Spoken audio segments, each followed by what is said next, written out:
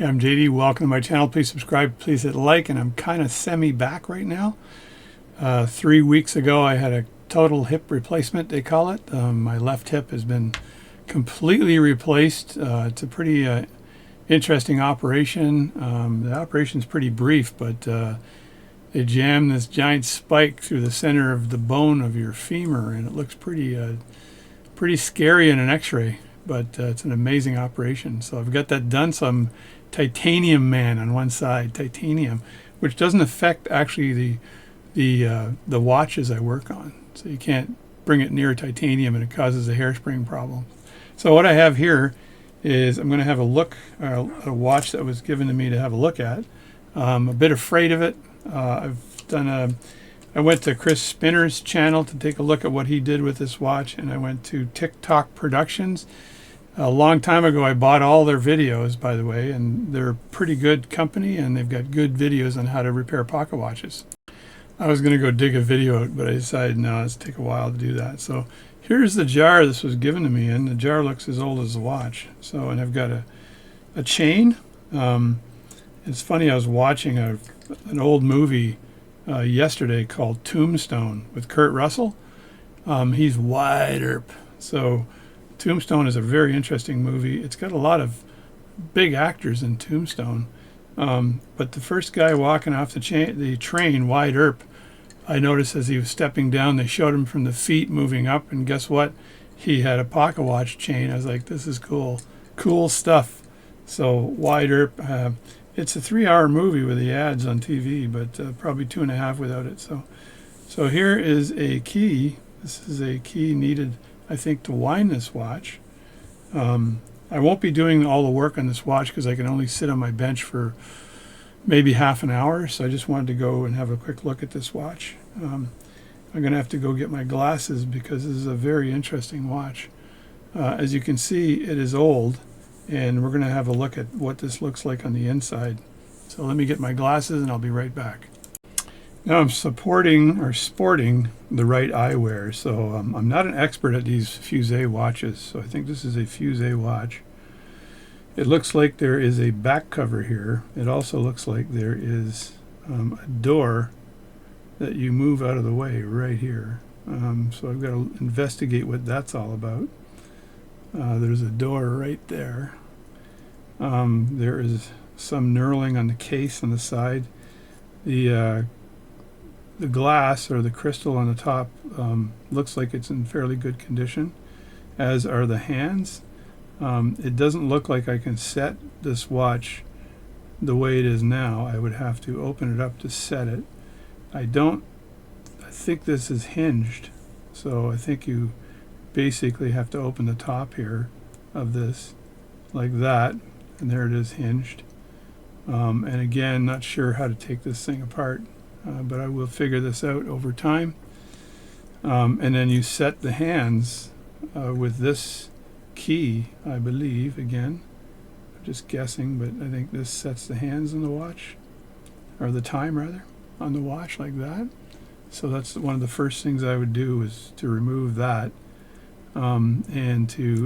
There's again another, once I've removed the case top here, this is able to rotate all the way around, and there's a button right there. Now this button, I'm assuming, is used to open up the front of this watch, the case.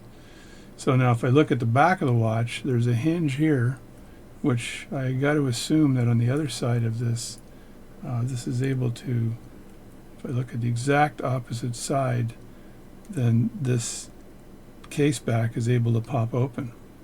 And it does. There we go. And the hinge is in fairly good condition here. And this is where you would wind this watch, right there. And then again, there's another lever here that I think I have to pull out in order to get this removed. I don't think this just comes off. I think I've got to remove this lever. Again, I'm guessing at a lot of this right now, but let me get my screwdriver out here and see if this will rotate. I'm not going to force any parts at all here because I'm very worried about it. So there's another hinge in the back here, so that's hinged for this part of the case on the top. And this has got to be some kind of a lever that is either depressed. Yeah, it's depressed. So that's good. Don't pull it out. There we go. That pops up like that, and there is the Fusee movement. This is a gorgeous movement. The movement is held in place by these tabs here that I assume will rotate out of the way. And right along here, there's a long spring here that I'm also assuming keeps this case in place. Then over here, there's a fast, slow. I think there's an L here, which stands for lentement, and V would be fast. I'm not sure what fast is in French, maybe vérité or something, but this is slow is lentement. It's because my teacher used to tell me I was slow all the time. And then there's a ratchet of some sort right here. I've got to look into that. You guys can send me comments on these various parts. So I've got some kind of a timing mechanism here that the key would fit over that speeds up and slows down the watch. I'm assuming here is the winding mechanism over here. There is a ratchet here, which would be maybe for winding. Again, I got to look this up again. I'd want to take the movement out and then be able to determine what is for what, and maybe look at a few more videos on these type watches, right? So it's beautiful, beautiful artwork on this watch. And here, this watch, I've got to look at what this says on the side, but it looks like it's also for adjusting the watch, maybe the speed, because this little tiny lever looks like it has some job in adjusting the speed, and there's a V and an L here. So I've got to look into how that all works as I dive into this watch here. But but I won't dive into it without figuring that out first. There's a screw here for removing the cage here on the watch, and I believe there's a screw here, but I can't see if that's just dirty or missing. So I got to look into that screw there. No, it looks like that screw might actually be missing on the watch, and the balance would be in the middle, and I can see it move just a bit as I move this, which is usually a good sign. So we'll get on top of that. Now let's see if I've got any marks on this watch here at all. So the inside of it, push this button again and get this cover down. And the inside of it here has got a few marks. It says 18 karat gold right at the top here, so that's 18 karat gold. That's nice. And there are a few marks from old watchmakers.